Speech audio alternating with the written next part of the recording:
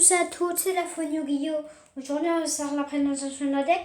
Tout d'abord, je voudrais vous dire que, comme il y a une nouvelle règle dans YouTube, c'est que comme mes vidéos sont destinées aux enfants, je n'ai plus accès vous avez plus accès aux commentaires. Donc, ce n'est pas grave, on va faire un deck. Donc, on va faire une présentation d'un deck zombie qui tourne aussi autour des points de vie. Donc, c'est parti, on va commencer le dragon et les deux rats. Qui lui, comme je tourne avec les points de vie, permet de faire des ETK souvent. Désolé. Voilà. Qui permet de faire des ETK parce que je peux baisser mes points de vie jusqu'à 100. Donc voilà. Ensuite, on a les faucheurs fantômes et cerises blanches. Comme elle est synthétiseur de niveau 3, ça me permet de faire mes synchros. Ensuite, on a la tortue pyramide, qui fait tourner le deck, on va dire, qui permet de spammer mon zombie depuis son deck. Donc ce deck, s'il se prend des haches ou des trucs dans le genre, ça lui fait mal parce qu'il joue beaucoup sur spé depuis le deck. Donc voilà. Ensuite, on a le Mezuki, qui permet que quand on le bannit depuis le cimetière, on peut spammer mon zombie depuis son cimetière. Donc carte assez forte.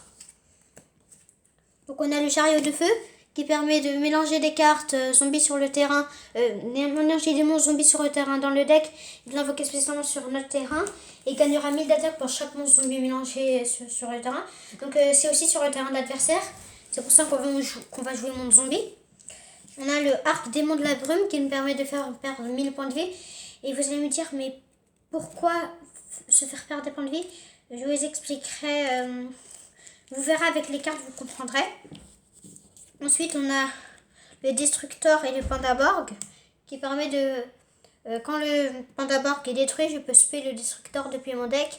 Et l'effet du Destructor, c'est que je peux cibler une carte posée sur le terrain adverse et la détruire. Je vais perdre 1000 points de vie à la fin du tour. Si cette carte est le seul monstre psychique que sur le terrain, il sera détruit. Donc c'est ce qui est souvent le cas. On a le zombie gobelin qui permet de tuto des monstres zombies avec max 1002 de défense. On a le crâne invoqué qui est niveau 6 et on joue une X6. On a le médecin musclé qui permet de faire gagner des points de vie à l'adversaire. On a le maître des zombies qui permet de faire Monster Reborn en défaussant des monstres. On a cette carte qui dit que si mon adversaire invoque spécialement un monstre, je peux l'invoquer spécialement sur mon terrain. Et elle a 2500 de défense. On a la floraison luisante qui dit que on peut la bannir depuis son cimetière. Et elle tuteur mon zombie des minimum niveau 5. Et si on contrôle mon zombie de le spé depuis le deck. On a Banshee mon nécro qui permet d'aller activer mon zombie depuis le deck en la bannissant depuis le terrain. On a le dragon zombie aux yeux rouges qui dit que s'il détruit mon zombie de l'adversaire au combat, je peux prendre le contrôle du monstre. On a Goku el Maléfique qui permet de se norme et si c'est à la fin du tour c'est le seul monstre zombie sur le terrain, il sera détruit. Le roi du déclin Balardoche qui va se spé depuis le deck et il pourra se spé depuis le cimetière à chaque de mes stand-by phase. On a le démon Sweet Jane qui dit que je peux bannir 2 monstres zombies depuis mon cimetière et piocher une carte. Et son deuxième effet est pas très fort. Je vous laisse sur la carte. On a le serpent galactique qui est synthétiseur des niveaux 2. On a cette carte dont je ne connais pas le nom, mais qui peut annuler des effets en sacrifiant des monstres. On a la décomposition sans fin qui gagne la moitié de l'attaque par rapport au point de vie de l'adversaire.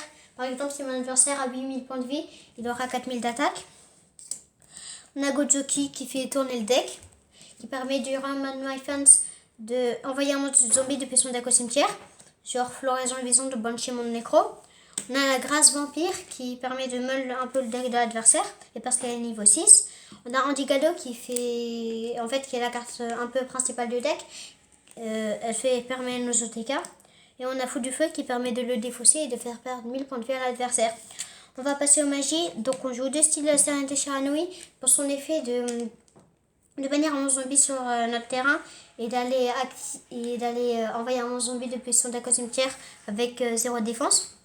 On a la nécrotisation zombie, c'est s'il y a un monstre zombie de minimum niveau 5 sur le terrain, le mien ou celui de l'adversaire, je peux super mon zombie, je peux prendre le contrôle du monstre sur mon terrain. On a le livre de la lune, le livre de la vie, je confonds toujours avec le livre de la lune, qui fait Monster Reborn et qui bannit une carte depuis le cimetière de l'adversaire. On a le monde zombie, tous les monstres sur le terrain deviennent zombies, donc ça fait tourner le deck. Ce deck est fort contre miroir, contre les matchs miroir. On a œil de la domination qui permet de cibler un zombie avec max 2000 d'attaque en contrôle et il pourra attaquer directement ce tour. On a l'appel de la momie qui permet de spé un zombie depuis sa main si on contrôle aucun monstre une fois par tour, c'est une magie continue. Et on a le voleur d'esprit qui fait gagner 1000 points de vie à l'adversaire et qui permet de lui détruire un monstre et de le cibler. On va passer au piège. Destiné à la Sérénité Shiranui, très forte, qui permet de spare un zombie depuis sa main et en plus de la bannir depuis son cimetière pour annuler un effet qui va cibler un zombie. Qui va affecter un zombie, je crois. Par exemple, avec le monstre qu'on aura invoqué par cette carte, il sera banni au lieu d'être envoyé au cimetière. Du coup, on pourra activer cet effet pour qu'il va au cimetière. Et par exemple, si c'était Balardoche, on pourra le spé. Si c'était Banshee mon écran, on pourra activer mon nécro, mon zombie, etc. On a le temps additionnel qui me permet de gagner des points de vie. On a le réveil vampire qui permet de spare mon vampire depuis son deck. On a l'impulsion extrême qui permet de défausser 2 cartes et d'invoquer 2 jetons sur notre terrain. La plupart du temps, c'est pour les sacrifier. On a le retour zombie qui permet en fait de bannir un zombie sur le terrain, soit le mien, soit de l'adversaire, et invoquer un zombie depuis le cimetière du joueur. En gros, si l'adversaire, je lui bannis un monstre, il pourra invoquer un monstre zombie depuis son cimetière. Et cette carte est au cimetière. Et son effet, c'est que je peux mélanger mon zombie dans le deck. Et je pourrais la reposer, mais elle sera bannie. On a le cylindre magique. Carte assez forte. C'est de l'animé. Et on a l'espoir d'évasion qui permet de nous faire piocher. Donc on va passer à l'extra deck. On joue dragon zombie aux yeux rouges qui gagne de l'attaque selon les monstres zombies dans les cimetières. On a la saga éclair Shiranui et saga épée Shiranui. Cartes qui combattent ensemble un peu parce que je joue Saint-Lazare des niveau 2 en utilisant lui pour invoquer elle. Et elle, je pourrais sacrifier lui si j'ai les deux. Et appliquer ces 3 effets qui sont de détruire une carte sur un terrain, etc. Et faire gagner 300 même en zombie. Donc cela dépend par exemple si c'est un zombie, synchro et feu.